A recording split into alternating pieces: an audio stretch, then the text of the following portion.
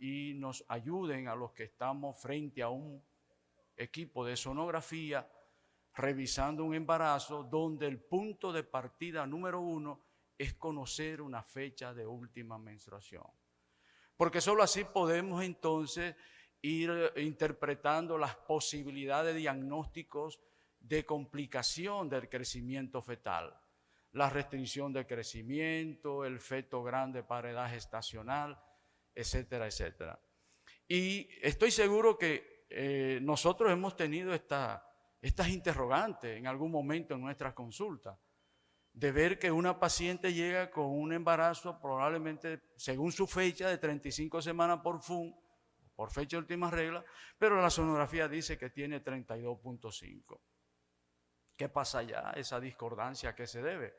O por lo contrario, tiene 33 semanas por una fecha de última menstruación, pero la sonografía dice que tiene 35.6.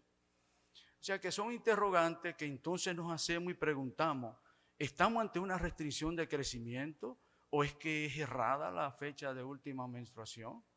¿Estamos ante un feto grande para edad gestacional o es que es errada la fecha que nos presenta la señora? Y entonces esto nos pone también la interrogante, ¿debo iniciar el nacimiento? ¿Debo hacer una inducción? ¿Me detengo? ¿Espero? Y por supuesto me surge el temor de que pueda morir dentro pensando que pueda tener una mayor edad gestacional o está restringido cuando realmente no lo está. Es bueno saber que las alteraciones del crecimiento no son nada infrecuentes, se ven con relativa frecuencia y todas ellas se relacionan con una mayor tasa de morbimortalidad, todas ellas. Y también ya nos hemos observado en diferentes literaturas que alrededor del 40%, incluso el 50% de las damas presentan una fecha de última menstruación no confiable y que por lo tanto debemos reajustar, debemos hacerlo de alguna manera. En esta diapositiva estamos ya viendo la vía de cómo nosotros hacerlo, cómo acercarnos a ello. Y fíjense que hay dos extremos. Está el extremo de que si conocemos una menstruación última que es segura y confiable, es el mejor parámetro. Eso no cabe dudas. El problema es que con frecuencia no es así. El problema es ese, que no hay una exactitud relacionada quizás por la memoria, no recuerda bien, anotó mal la fecha, o en vez de poner el primer día puso el último día que cree que es como completa la menstruación. Lo otro es que tenga ciclos menstruales irregulares o el antecedente de que haya tenido trastornos menstruales de anovulación, que tenga problemas o haya terminado de usar anticonceptivo en poco tiempo, sugiera un embarazo, y algunas otras causas de amenorrea, oligoamenorrea pueden, por supuesto, alterar la seguridad de que esa menstruación es confiable, además de segura. Por otro lado, tenemos entonces el extremo de la sonografía. Muy bien, vemos con frecuencia que todas las pacientes nos llegan con sonografía, incluso desde el primer trimestre, 6 semanas, 7 semanas, 8 semanas. Pero es confiable, es una sonografía hecha con estandarización y ahí es que quiero presentarles la gran diferencia que puede esto traer. Y por supuesto el primer trimestre es el mejor momento para que podamos por sonografía adaptar una fecha que tenga menos nivel de variabilidad entre 4, 5, 6 días según las diferentes literaturas. Este es un trabajo que se hizo sobre ciclos menstruales en más de 600,000 pacientes y se determinó que el 65% de las damas tienen menstruaciones entre 25 y 31 días. Ese mismo trabajo determinó que un 9% tiene menstruaciones menores a 25 días y un 26% por encima de 31 días. O sea que la menstruación no es tan regular como la mujer lo piensa en relación a su ovulación. Y por lo tanto ya aquí hay un elemento que introduce la necesidad de que podamos crear o buscar o encontrar una fecha de última menstruación debidamente confiable, porque con ella tendríamos entonces que analizar estas potenciales complicaciones que son propias del embarazo. Estamos ante una prematuridad realmente extrema, no es de pretérmino. O sea, ¿cómo podemos conllevar cuando no tenemos segura la menstruación? Si es pequeño, si es grande, si es un pequeño pero no enfermo, las emergencias obstétricas, ¿cómo las vamos nosotros a lidiar? ¿Cómo las vamos a manejar? Así como para la confiabilidad del tamizaje, sobre todo los pacientes que llegan para tamizaje del primer trimestre, la fecha de última menstruación es fundamental porque la variación de esa longitud cefalocaudal es que marca el riesgo que puedan arrojarnos las tablas de investigación. El primer parámetro o el parámetro de uso para determinar con más certeza una fecha de última menstruación probable en una dama que la tenga errada o que haya tenido las variables fisiológicas que vieron ya en el cuadro antes mostrado, es medir la longitud cefalocaudal. Y es un diámetro que es una longitud, es una medida que tiene muchos años. Está casi en 50 años que ese dato se extrajo y el problema no es no conocerlo. El problema es cómo estandarizamos nosotros, cómo hacemos la medida correcta para no sobreestimar o infraestimar y entonces agregar un componente mayor de confusión en un seguimiento prenatal. Porque asegurar esto es la base de un buen seguimiento prenatal. Fíjense que desde el 75 esto quedó claro, se levantaron unas tablas allí donde hasta hoy no ha podido ser sustituida, sigue siendo muy útil, tanto así que ellos expresan en ese trabajo que la edad gestacional por sonografía, sobre todo cuando hay duda de la dama en su componente de recuerdo de fecha de última menstruación, es más segura y es la que debemos tomar a consideración, sobre todo en el primer trimestre. ¿Cuál es la falla? ¿Qué es lo que nosotros vemos día a día? Les invito a que la sonografía no solo la lean, sino que intenten revisar los fotogramas. El ginecobstetra no tiene que ser un sonografista experimentado para darse cuenta con solo ver los fotogramas qué nos están presentando, cuál es la credibilidad, cuál es la estandarización de revisión que estamos viendo. Y allí pueden ustedes percibir con facilidad si es confiable o no esa medición. Y cuando usted cree que le está dando una resolución, lo que está es agregando un problema potencial al que ya existe con la madre al no recordar bien su fecha de última menstruación. Por lo tanto, hay que estandarizar los puntos de referencia, sea por abordaje transvaginal o por abordaje transabdominal.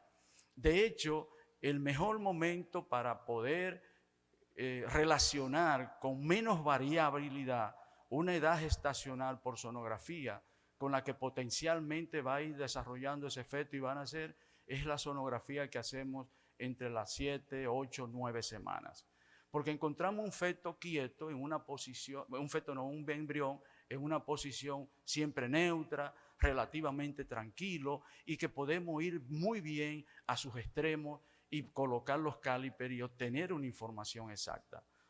Y si tiene la suerte, muchas damas, de tener esta sonografía, no cabe duda de que es el mejor momento para nosotros adaptar adecuadamente la fecha de última menstruación. Pero debe cumplir con estos requisitos. Debe ser una medida medio sagital, que el embrión o el feto, en el caso que tenga más de 11 semanas, esté además en una posición neutra, que esté allí tranquilo, que se pueda tomarnos el tiempo de esperar ese momento, porque no siempre así lo encontramos. Pero también debemos intentar traerlo a nosotros. Tenemos que hacer una imagen que sea visible fácilmente, donde podamos tener realmente el control exacto de dónde ponemos los calíperes para así obtener la información correcta. Y por lo tanto, esa es la medida que se hace de extremo a extremo con esas posiciones neutrales. Y esta serie de fotogramas muestran esas condiciones. Este feto probablemente no está neutro porque está con una hiper extendido. Entonces, hacer una medida allí no es debida. Y vamos a ver por qué. Porque apenas con 2 milímetros eso nos altera el resultado. Hay que ser crítico con esto hay que ser estandarizado.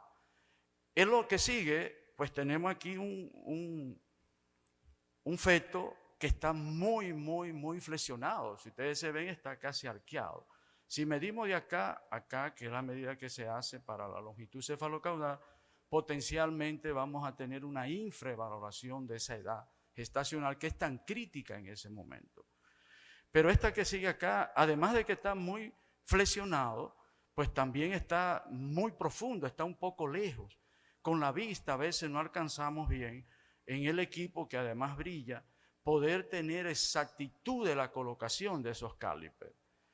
Por lo tanto, es importante reconocer que debemos intentar llevar esta imagen a este nivel, a una magnitud de que ocupe por lo menos las 2/3 partes de la pantalla, que nos encontremos que un feto que está saltando podamos en un momento dado detener el equipo y llevarlo a la posición neutra preferida y lograr esta característica, igual que esto, y hacer la medición de extremo a extremo, colocando perfectamente los puntos donde debe ir.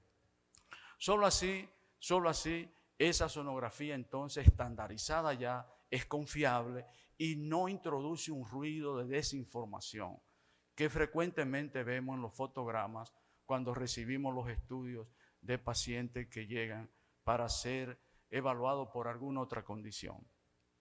Fíjense lo que les decía de los errores.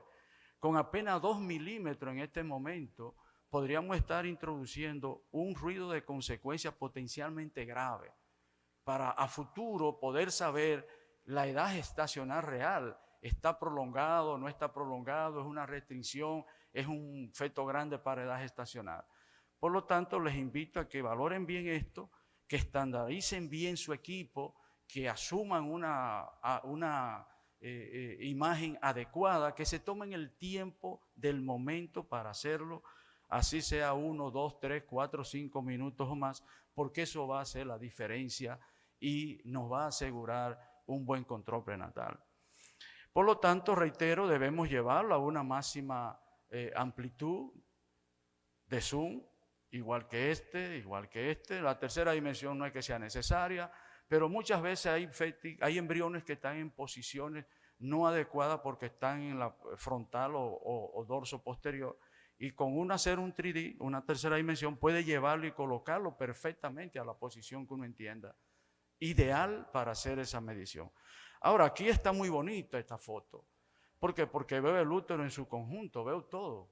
Para ese detalle de presentar la imagen global es muy bonito, pero para hacer una medición de una longitud cefalocaudal o de una longitud embrionaria máxima me resulta difícil a mí aún usando lentes.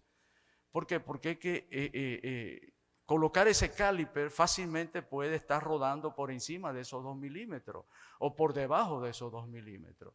Por eso es que hay que ser crítico y mantener esta estandarización en esas medidas. Haciendo esto, por supuesto, con una datación precisa de la fecha de la última menstruación, es importante porque nos permite tomar las decisiones ideales en el diagnóstico y el manejo de ese embarazo. Cuando tenemos alguna duda o una inexactitud de la fecha descrita por la dama, definitivamente la sonografía con la longitud cefalocaudal hasta debajo de las 13 semanas y 6 días o 14 semanas es lo ideal. Fíjense que casi todas las publicaciones revisadas establecen que en ese periodo tiene un rango de confianza de 1,25% para más o menos 5 días. Algunos trabajos, incluso cuando se hace entre las 7 y la 9ª semana, hablan de 4 días. Bueno, pero me llegó tarde la paciente. Sí, es posible también la sonografía acercarse a tener una información más o menos adecuada también de una edad gestacional cuando la dama nos llega tarde o desconoce totalmente su fecha. Y para eso usamos entonces los demás parámetros biométricos, no manteniendo siempre el interés o la intención de que acerquemos las pacientes al primer trimestre, de que hagamos la fórmula, no importa que sea en hospital público, eso de que las madres intenten o vayan y hagan la sonografía del primer trimestre. En este comité de opinión, tanto hecho por todas son organismos norteamericanos, ellos sacan esta fórmula y así lo establecen de variabilidad de acuerdo a la edad gestacional, en el caso de la longitud cefalocaudal, que va desde 5 a 7 días, y ya después del segundo trimestre pues va variando en la medida en que aumenta ese tiempo, la variabilidad es mayor. Por eso hay que seguir insistiendo en hacer una buena sonografía desde el primer trimestre. Y para nosotros el momento más idóneo es cuando nos llegan para hacer el tamizaje del primer trimestre, donde además de buscar potenciales riesgos de cromosomopatía, pues hacemos también el de la preeclampsia a través del Doppler de las arterias uterinas. Y en ese momento, pues debemos luchar por lograr que el feto esté en la posición más neutra. Es el momento donde incluso lo ideal no es la 14 semanas porque el feto allí le cuesta mucho como acomodarse en una posición neutra. Por eso preferimos este estudio alrededor de las 12, 13 semanas. Ese es un momento donde todavía el feto permite hacer una posición neutra adecuada y nosotros lograr, por supuesto, levantar una longitud cefalocaudal no complicada en el aspecto de sobre o de infraestimación. De esa manera nos podríamos quitar la gran preocupación y ir más directo ante la sospecha. Esta mañana tuvimos una conferencia espectacular con el doctor Daniel, diferenciando los fetos restringidos reales de los pequeños, y que la restricción, más que el pequeño, es el feto que en el crecimiento cronológico, después de las 32 semanas, empieza a debutar con un crecimiento más lento y restringido, que sí crea una confusión en los tetras, y que por supuesto los Doppler allí ayudan enormemente, como bien lo mostró el doctor, a resolver la situación. Pero fíjense que cuando un feto está en un percentil 10 hacia abajo, tenemos entonces que saber cuáles son los que son por una manera constitucional, familiar, genética, propia de muchos de nuestros ciudadanos, que son normales en sentido global, pero podemos también allí clasificar con más conciencia la restricción de crecimiento y los fetos que son pequeños siendo patológicos por otras condiciones, sean genéticas o no. De manera que ante la mínima duda, tratemos entonces de reajustar, haciendo un recálculo o una reasignación de FUN en todas las damas. Cuando estamos con ella, con frecuencia dicen, no doctor, pero que mi fecha fue en tal época. Estoy seguro de eso. Digo, pero ¿está segura? Y ahí empieza la duda. Entonces déjeme buscar el teléfono. Empieza a buscar el teléfono y dura ahí 2 minutos, 3, y realmente al final dice, bueno, como que sí, creo que fue tal día. Ya eso es duda.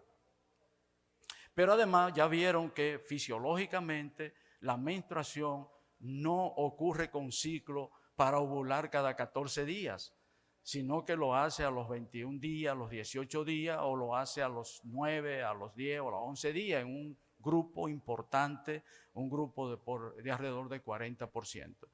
De manera que debemos hacer esto a conciencia, que sea una condición de un ejercicio a mantener en nuestro control prenatal desde el inicio, asegurar esa fecha y no que lleguemos a las 32, 34 semanas y que entonces a veces hasta cambiamos fecha de probable de parto, porque entonces viene una sonografía que antes decía que tenía 32, pero ahora me viene una con 34 o 36.